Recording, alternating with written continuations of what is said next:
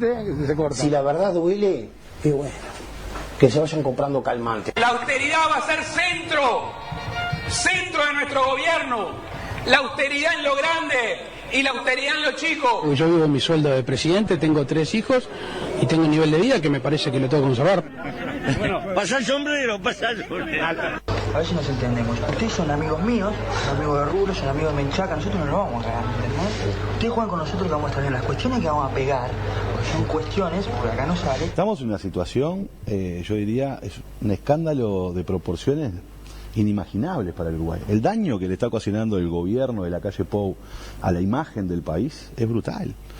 Es siniestro, diría yo. Porque... Quiero gobernantes que se hagan cargo y si se equivocan que les caiga todo el peso a la ley. ¿Por qué no puede ser que haya una reunión del asesor presidencial en donde se reconoce que se destruye evidencia en una causa que la justicia está investigando? Esa reunión se sucedió en la Torre Ejecutiva. Nuevamente la Torre Ejecutiva es el epicentro de acciones que van para ocultar información, nada más ni nada menos que el pasaporte a un narcotraficante muy pesado. Pasé a saludar. Mi nombre es Rubén Rada y escucho De Fogón en Fogón, el programa hecho en Argentina de corazón oriental. No me acerco mucho porque me quemo. Muy de izquierda, demasiado. Anda. Vamos arriba.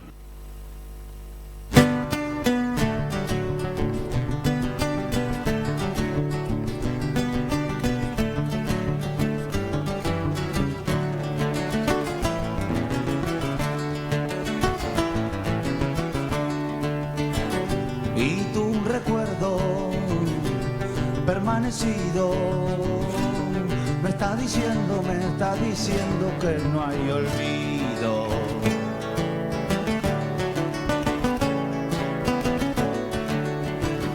Breve es mi canto. Que no te Suenan de fogón en fogón, milongas extremas haciendo de no olvidar. sombra encendida. Y ahora sí vamos a la entrevista de las 5 de la tarde y en este caso debo admitir y arrancar la entrevista diciendo que a mí me cuesta, sí, porque voy a entrevistar a alguien quien es para mí un referente de la política en Uruguay, bien, y a quien yo quiero y admiro, por lo tanto, bueno, tiene esas condiciones porque nosotros hacemos comunicación popular, nosotros decimos de dónde hablamos, no somos neutrales y bueno, esto es en parte, digamos, estas definiciones valen la pena a la hora de arrancar una nota para que se entienda, para el público y también para el entrevistado. Estamos hablando en comunicación con Alejandro Pacha Sánchez, es senador por el Frente Amplio, por el Movimiento Popular, por el Movimiento de Participación Popular, Espacio 609. A él le damos las buenas tardes y la bienvenida aquí a De Fogón en Fogón. ¿Qué tal, Pacha? ¿Cómo va? Andrés, un gusto estar en contacto con ustedes. Sabés que el aprecio es mutuo y la verdad que aprovechar también para felicitar a quienes hacen comunicación popular que tanto falta nos hace para que existan voces alternativas que nos informen y que nos den otras perspectivas. Así que felicitarlos por este esfuerzo de Fogón en Fogón, que lo viene sosteniendo hace mucho tiempo, a pulmón, a esfuerzo y a mucho corazón. Así que digamos que tu introducción es, yo también siento mucha admiración por lo que hacen ustedes. Ahí está. Bueno, Pacha, la idea es un poco tratar de hablar de la coyuntura en un año que es de elecciones nacionales en Uruguay, pero ahí yo había visto ahí el documento que el Frente Amplio tituló como El gobierno fracasó. Y hoy conocimos, de alguna manera, lo que podríamos decir... el balance que intentó hacer el gobierno, sí, y en esa de alguna manera contraposición, ¿podemos hacer alguna síntesis de esto? O sea, porque evidentemente, bueno, se maneja muy bien con algunos datos casi marketineros, ¿no?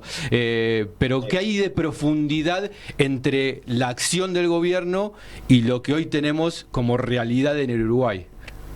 Sí, a ver, hay varios aspectos. Estamos, como bien decías vos, en un año muy particular.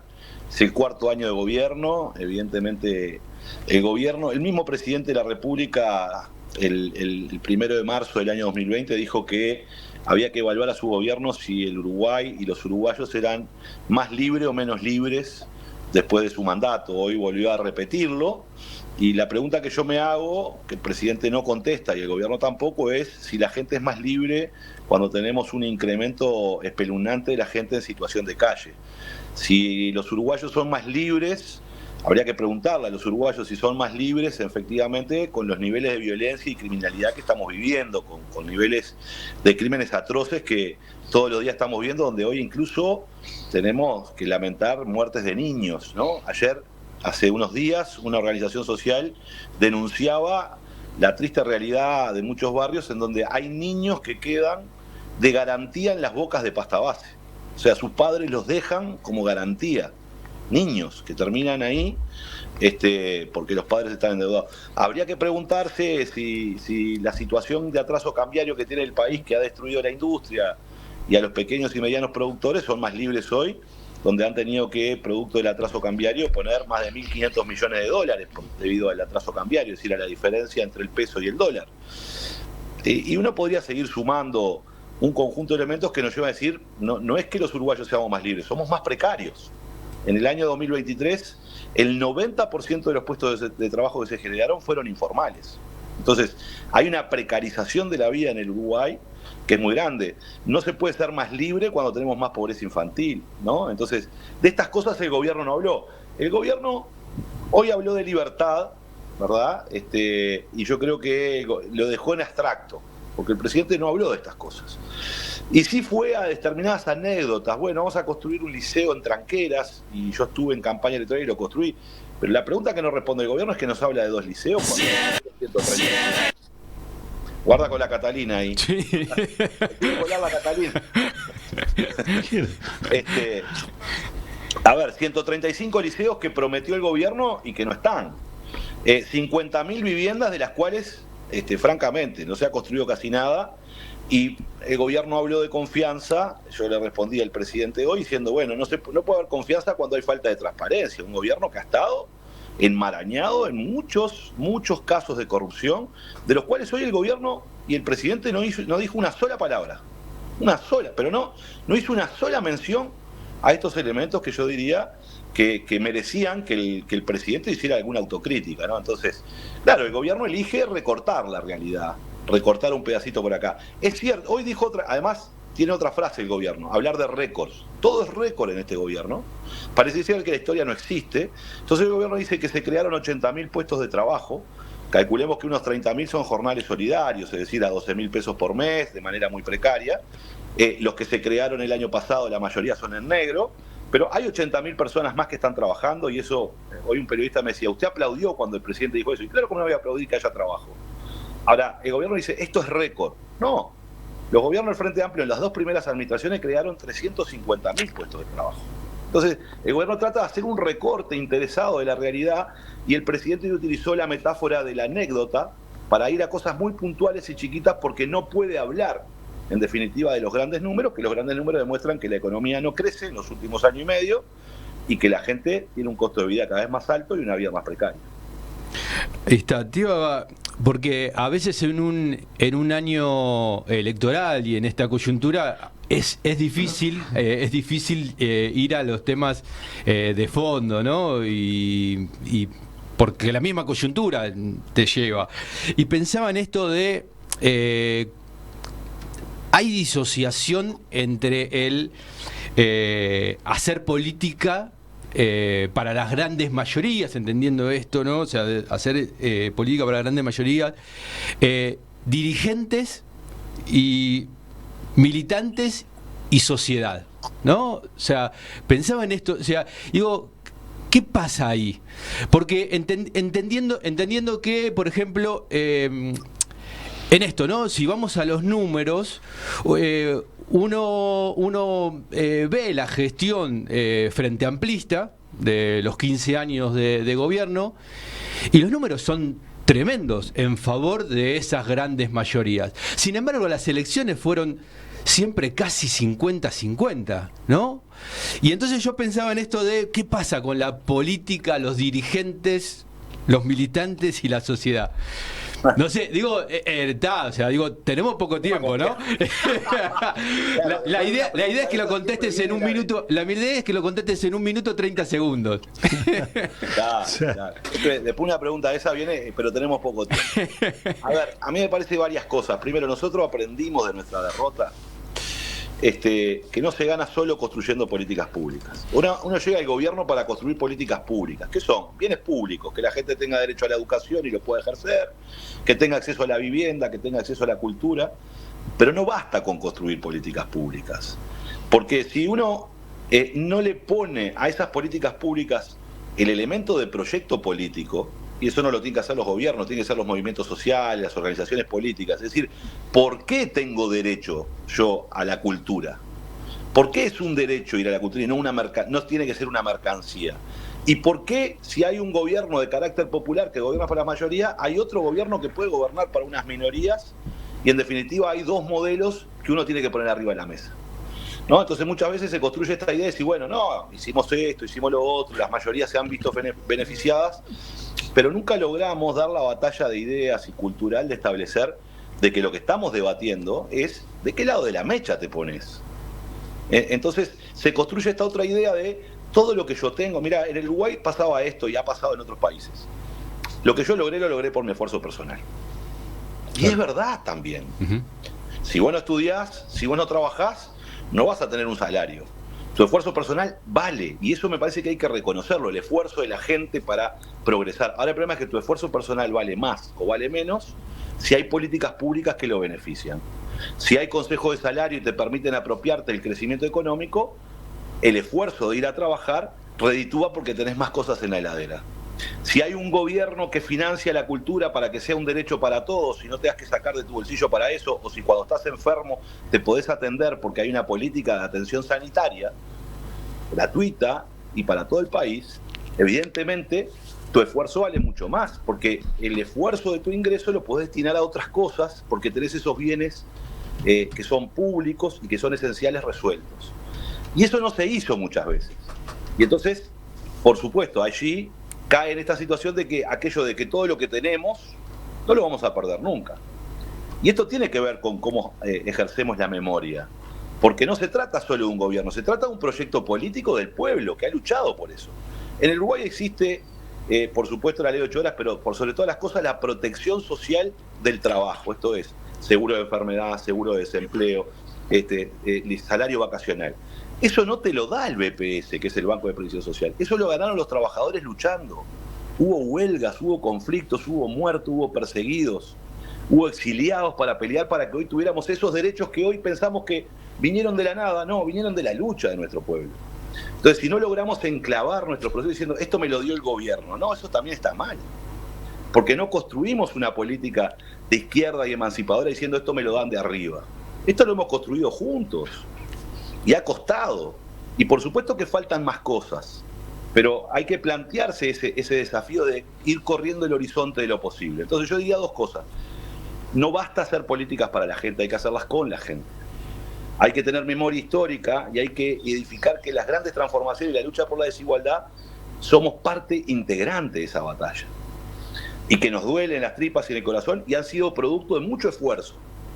Y esos derechos se pueden perder, porque no siempre existieron. Y habrá que defender los derechos que hoy tenemos y conquistar los nuevos. Y esta es la otra clave. Porque si los proyectos populares no plantean un horizonte esperanzador de conquista de nuevos derechos, evidentemente nos transformamos en conservadores. Con lo que tenés que conformarte. Y la sociedad necesita mucho más. Cuando vos accedes a la cultura, querés acceder a otro universo que es el conocimiento. Querés acceder a otros derechos. Entonces, eso es lo que te empuja a ir avanzando cada vez más. Si no se dan esos dos elementos de contextualizar históricamente que estamos en el medio de una lucha de proyectos y que ese proyecto tiene que ser emancipador y por tanto tiene que reclamar, ir cada vez más, reconocer lo que tenemos, pero necesitamos construir nuevos derechos. Bueno, evidentemente cuando eso se estanca se genera un problema y se abre la oportunidad de que haya actores oportunistas que digan todo lo que está bien no lo voy a cambiar y voy a cambiar todo lo que está mal. Y así ganó la derecha en este país, diciendo que no iba a tocar nada que tenía que ver con las políticas sociales, que iba a defender lo que se había logrado, y lo que ha hecho en su gobierno es ir en contra. Pero en campaña electoral prometen que no van a tocar esas cosas, ¿verdad? Está clarísimo. Estamos charlando con Alejandro Pacha Sánchez. Te pregunto, estábamos en la editorial manejando el tema de las desigualdades, ¿no? Pero las desigualdades partiendo también de lo mucho que sabemos a nivel de pobreza, ¿no? De políticas sociales, ¿no? Pero lo poco que sabemos de quiénes se la están llevando. O sea, digo, sabemos poco de las riquezas, de cómo se están generando hoy. Sabemos poco incluso, por ejemplo, de los delitos que los ricos cometen, ¿sí? Está bastante invisibilizado, ¿no? Y cuánto eso le cuesta a la sociedad, cuánto impacto tiene eso en la sociedad. Sabemos poco de la ilusión fiscal y la evasión fiscal promovida, ¿no? O sea, digo, qué poco sabemos sobre eso y entonces digo... Ahí qué pasa, hay que salir a decirlo, hay que estudiar más sobre eso. Digo, ¿cuál es el desafío en eso? Que claramente, digo, estamos en un año electoral, a veces estas cosas son difíciles de poder plasmarlas. No, está muy bien, pero pensemos lo siguiente. Valle de Ordóñez decía que él quería un país donde los ricos sean menos ricos y los pobres sean menos pobres. Era el proyecto vallista del Uruguay de clase media, ¿no? Y se animaba a decir justamente que para que unos sean menos pobres, otros tienen que ser menos ricos. Entonces, es verdad que muchas veces cuando discutimos desigualdades tenemos una hiperconcentración y una penetración del Estado en la intimidad de los pobres, ¿no? Porque el Estado sabe todo de lo que hacen los pobres. Y de hecho, forma parte del debate público. ¿Qué hacen los pobres con el dinero que reciben? ¿No? Si lo gastan en esto, lo gastan en otra cosa. Y nadie se pregunta qué hacen los ricos con las exoneraciones fiscales. Que es lo mismo, reciben dinero, que es de todos nosotros y se lo apropian ellos.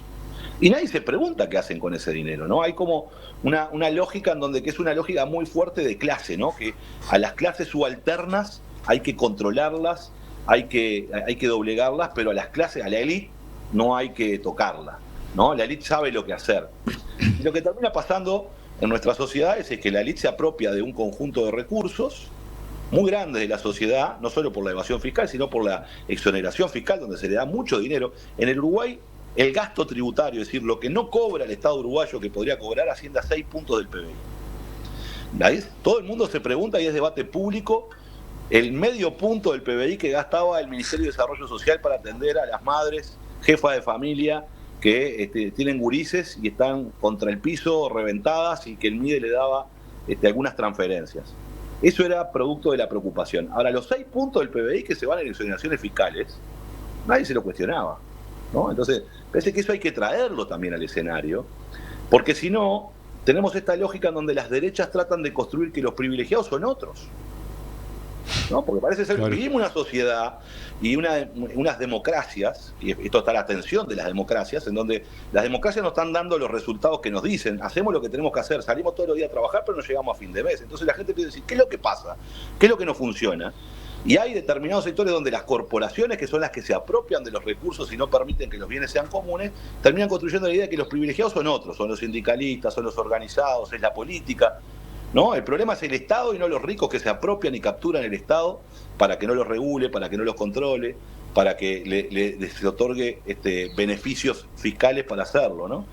Lo mismo pasa con los delitos. Estamos muy preocupados por el narcotráfico en los barrios populares y las bocas de pasta base y toda la violencia que genera, pero todos sabemos que quien dirige el narcotráfico no vive en una villa ni vive en un asentamiento, vive en los barrios más ricos.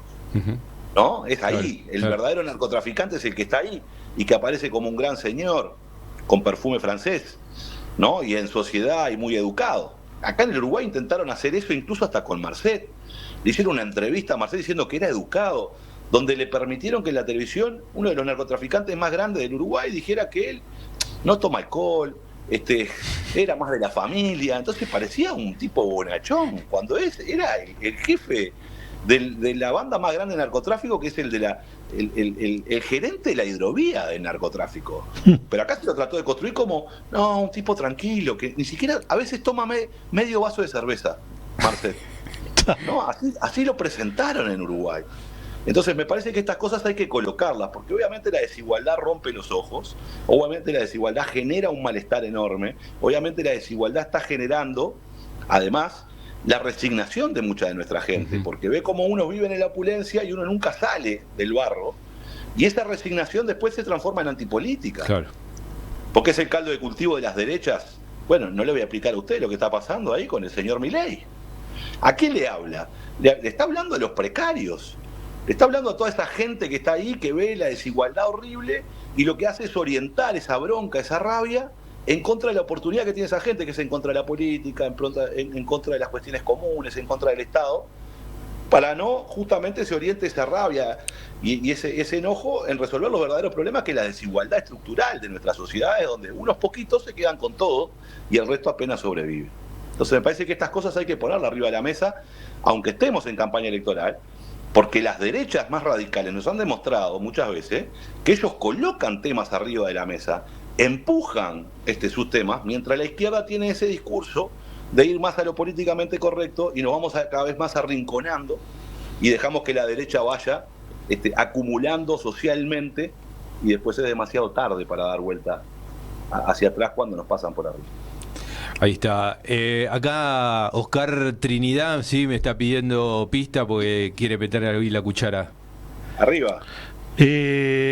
Pacha, te quería preguntar, el viejo tema que tenemos nosotros que estamos afuera del Uruguay, que lo llevamos siempre y que ha vuelto otra vez a movernos, a hacernos mover acá, que es el tema del voto exterior, o mejor dicho, de la diáspora, ¿no?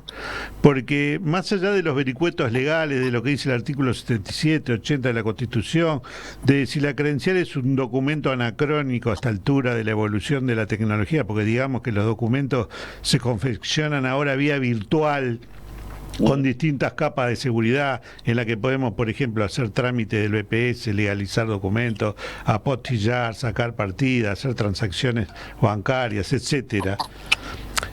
Más allá de que se necesitan 2/3 de la Asamblea General para aprobar una ley, y más allá de que de hecho no hay voluntad política de que salga todo esto, yo te pregunto, ¿esto no te parece que es una batalla cultural también? ¿No habrá que investigar qué pasa en el corazón de la mayoría de los uruguayos, muchos frente amplistas incluidos? Porque me ha pasado. ¿Por qué la mezquindad? ¿Por qué los que nos tuvimos que ir, por el motivo que sea, somos considerados desertores, o que abandonamos el barco, o bueno, como dicen, ¿no? Vos ya te fuiste, ocupate de donde vivís, y se nos ve como intrusos si queremos participar en la vida política del país. Acá yo veo con sana envidia a los países del mundo entero abrir los brazos a sus hijos desperdigados, documentarlos y tratar de retornarnos a ellos, a sus hijos, a sus nietos, e invitarlos a participar de la vida política del país. Que eso refuerza los vasos comunicantes con la diáspora, ¿no? Y sus innumerables aportes. Sin embargo, los uruguayos, con apenas casi 4 millones, deciden ignorarnos y abandonarnos a su suerte por desertores. ¿No te parece una paradoja? A mí me parece que esto es más sentimental, o es una cosa que está en la cabeza del ser uruguayo, que todos los vericuetos legales que haya, porque eso, si hay voluntad, se puede sacar, sea como sea. Esa es la pregunta, Pacha. Bien. En primer lugar, claramente nosotros seguiremos levantando la bandera del derecho que tienen nuestros compatriotas uruguayos a decidir, y que no medie por ello las razones económicas, ¿no? Porque en definitiva, quien tiene dinero para venir al Uruguay a votar, lo hace, y quien no tiene dinero no lo hace. Entonces el debate no es el derecho de los uruguayos en el exterior a votar, sino es cómo el Estado uruguayo se hace responsable y garantiza que los uruguayos que están en el exterior puedan ejercer su derecho. Es sencillamente eso.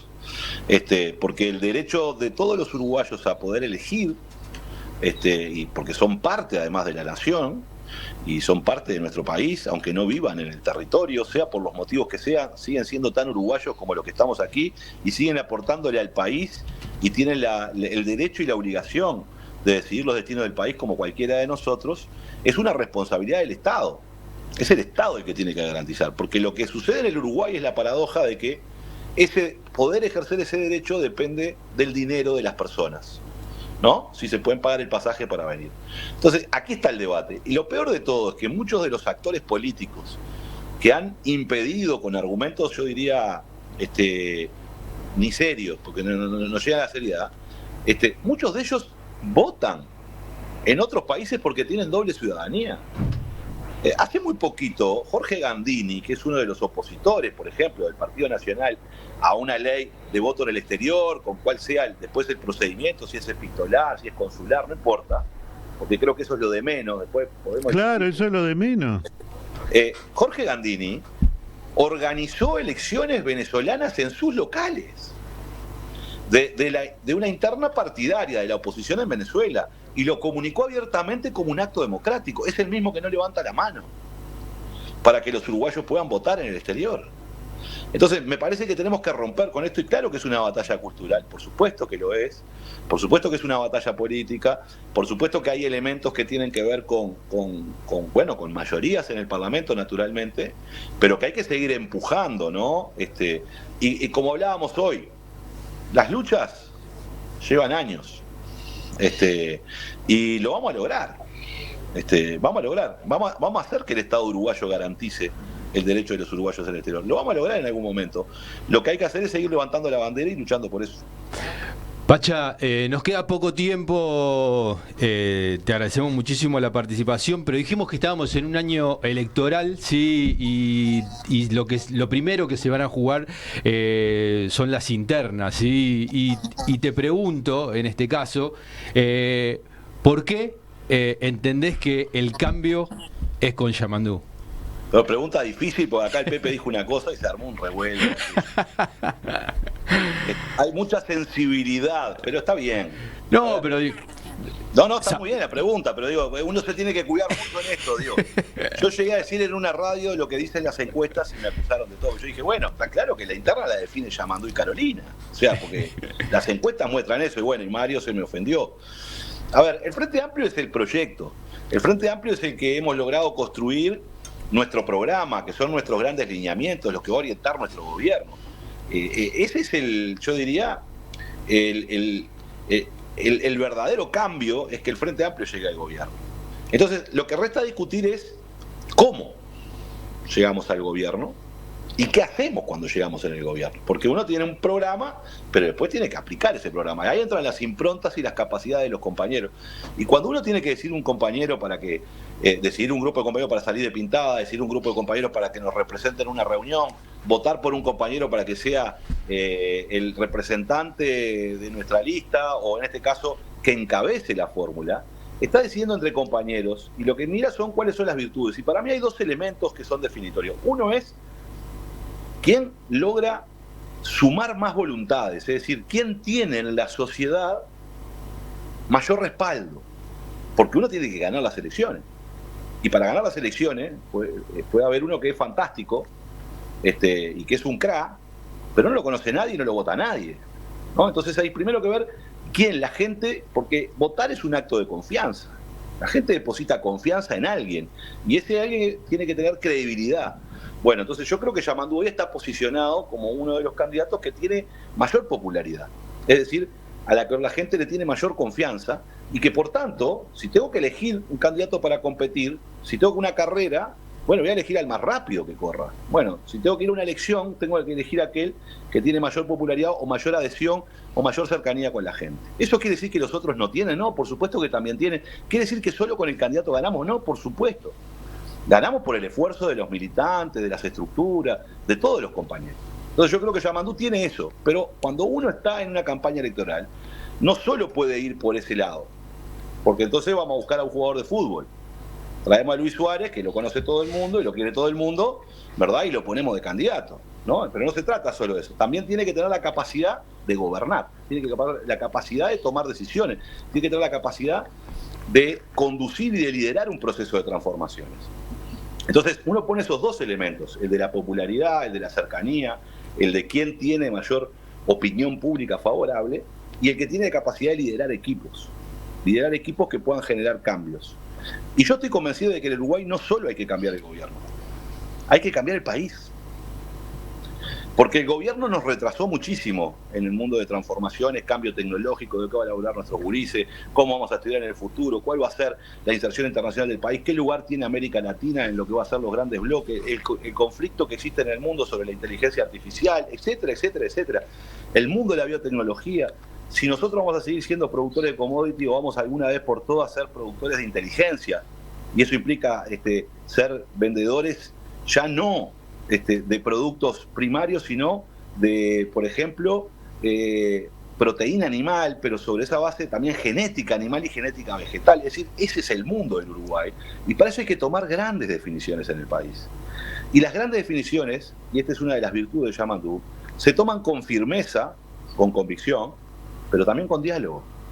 Porque uno va a gobernar un país no solo con los frente amplistas, y requiere convencer a un conjunto de actores académicos, productivos, económicos y sociales de avanzar en esas transformaciones. Y Yamandú ha demostrado que tiene capacidad de dialogar.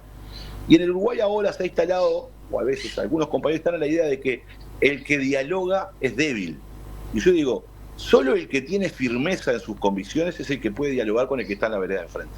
Porque cuando vos no sos firme en tus convicciones, en tus ideas, en tus valores, en tus principios, y bueno, capaz que sos el que te ocultás en los dogmas y en la soberbia para no escuchar al otro y no debatir con el otro porque justamente tenés temor.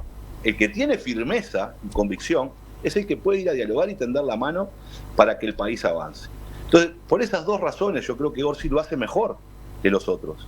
Lo hace mejor y por eso creo que es el que hay que elegir para ganar el gobierno, pero para cambiar el país por sobre todas las cosas. Está muy claro. Te agradecemos muchísimo el tiempo, Pacha.